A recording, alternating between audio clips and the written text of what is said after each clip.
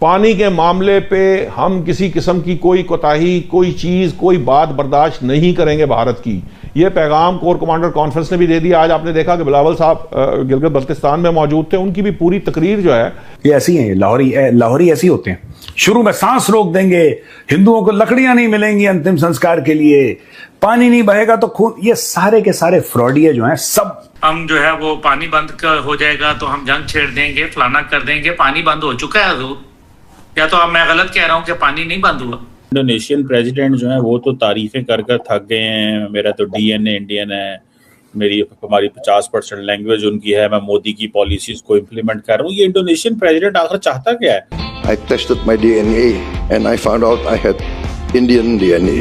There are people who want to hijack democracy. I want to admit one thing, that I am a great admirer of Narendra Modi ji. Hats off to you from America. You guys rocked it with this dude. Religion Islamise हो गया और culture पर्शियनाइज हो गया, लेकिन Indonesia में पर्शियनाइज या अरबाइज नहीं हुआ। उनका culture remains the previous Indonesian Bahasa culture.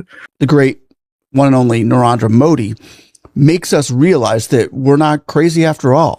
क्या पाकिस्तान जब रिटेलिएट करेगा तो वो खामोशी से बैठे रहेंगे?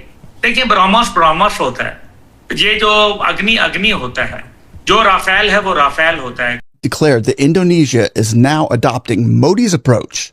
And just hearing this speech should bring a sigh of... Pakistan जब रिटेलिएट करेगा तो वो खामोशी से बैठे रहेंगे। देखिए, ब्रह्मोस होता है, ये जो अग्नि होता है, जो राफेल है वो राफेल होता है। कल तक नहीं चलाना आता था, परसों चला लेंगे, फिर पाकिस्तान उससे यकीनन बेहतर कर लेगा। इसमें इंटरनेशनल जो गारंटर। जय हिंद दोस्तों, हिंदुस्तान में स्वागत है। दोस्तों, आपको बता दें कि इंडोनेशिया के प्रेसिडेंट जो राष्ट्रपति हैं, उन्होंने पीएम मोदी की बहुत ही ज़्यादा तारीफ़ की और साथ में उन्होंने ये भी बता दिया कि हम और हमारे लोग पिछले धर्म में जो हिंदू थे और साथ में हमारा सब डीएनए जो है वो हिंदू है और हमारा मातृ जो भाषा है वो संस्कृत है। इस तरह का उन्होंने जो है भाषण दिया। ये भाषण देते ही दोस्तों पाकिस्तान के अंदर खलबली मच गई और लोग हैरान हो चुके हैं कि यार, इंडोनेशिया एक मुस्लिम कंट्री होते हुए भी ये कैसी बातें कर रहा है वहाँ के प्रेसिडेंट। सबके दिमाग में यही बातें चल रही है दोस्तों, ठीक है। उन्होंने ओम नमः शिवाय का नाम भी लिया, वंदना की। उन्होंने ये भी कहा कि पीएम मोदी को हम अपना जो है वो सीनियर मानते हैं और मैंने मोदी से ही सीख कर ये सारा काम किया है। मैं मोदी के ही राहों कदम। और बेटर थे, वो कहाँ गए मुझे वो याद नहीं आ रहा। क्योंकि आप देखें कि पाकिस्तान में इतनी बड़ी इंडस वाटर ट्रीटी कॉन्फ्रेंस होती है नौशाद साहब, और उसके अंदर मजे की बात यह है कि वो रशिया से डॉक्टर रुखसैना आती हैं, डॉक्टर विक्टर गौ चाइना से आते हैं, लेकिन नहीं आते तो वो जो गारंटर थे वो नहीं आते, जो बेटर थे वो नहीं आते। वो कहाँ दफा हो गए?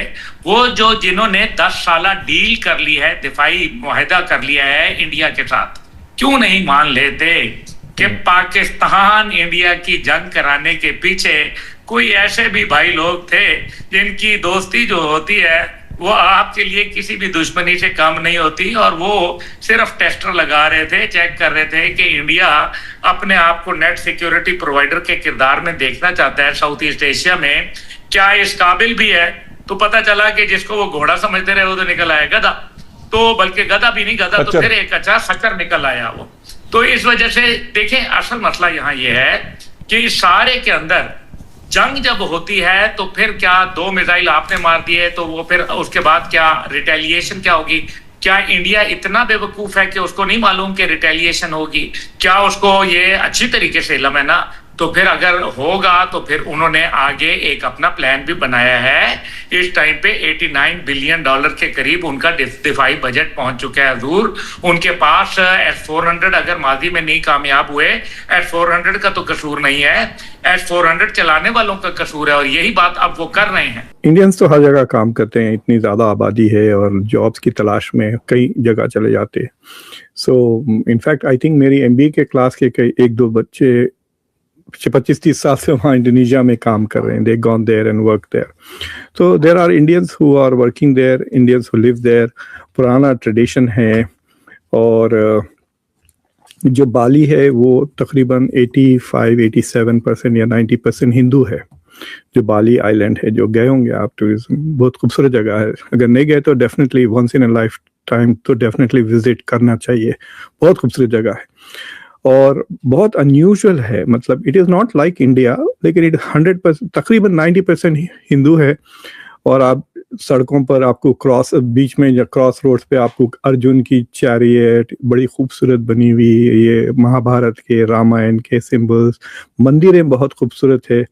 और मैं वहाँ पे काफ़ी ट्रैकिंग भी किया, बेगम और बीवी के साथ था। वी वॉकड अ लॉट और इट्स वेरी ब्यूटीफुल आर्किटेक्चर। उनकी मंदिरें भी बहुत खूबसूरत है, हमने कई मंदिरें विजिट की। और योग्यकार्ता में रामायण का बहुत लंबा ट्रेडिशन है, तो आप वहाँ जाएंगे तो आपको बहुत ही well done Ramayana as a play नज़र आएगा। तो and most of the actors 100% मुसलमान होते हैं। So it is very interesting. जैसा हम एक लड़की से बात कर रहे थे, वो कह रही थी कि वो इनडायरेक्टली मेरी स्टूडेंट थी। मैं वहाँ पे जो योग्यकार्ता में सबसे बड़ी प्राइवेट यूनिवर्सिटी भी है, तो मैं वहाँ पे 1-2 लेक्चर्स भी दिया था। तो शी वाज टेलिंग मी कि मैं बचपन से सीता का रोल करते आई हूँ, स्कूल में भी, कॉलेज में भी, and then professionally. So there is a lot of Indian, क्या कह सकते हैं आप, प्री इस्लामिक कल्चरल हेरिटेज है वहाँ पर हिंदुओं का, विच दे हैव नॉट अबैंडन। अगर आप पाकिस्तान, अफगानिस्तान का जो करंट सिचुएशन देखें आप, तो कल्चर भी पूरा पर्शियनाइज हो गया है। रिलीजन इस्लामाइज हो गया और कल्चर पर्शियनाइज हो गया। लेकिन इंडोनेशिया में पर्शियनाइज या अरबाइज नहीं हुआ, उनका culture remains the previous Indonesian Bahasa culture. Religion is Islam, वो स्ट्रिक्ट होते हैं वो from an Islamic point of view, but तो अब उसको ये लेवरेज की तरह यूज करना चाह रहे हैं prime minister Modi wants to use leverage. और इसका जैसा अगर आपको याद है 2021 में जो बांग्लादेश गए थे, तो फिर वहाँ पे भी यही डिमांड किया था कि एक मंदिर है उसको आप रेनोवेट करें। तो फिर वो मेरे ख्याल से शेख हसीना के साथ शायद वो मंदिर को गए भी मोदी, या he went alone, I don't remember that. उन्होंने मोदी और पीएम मोदी की बहुत तारीफ की और साथ में भारत की भी तारीफ की।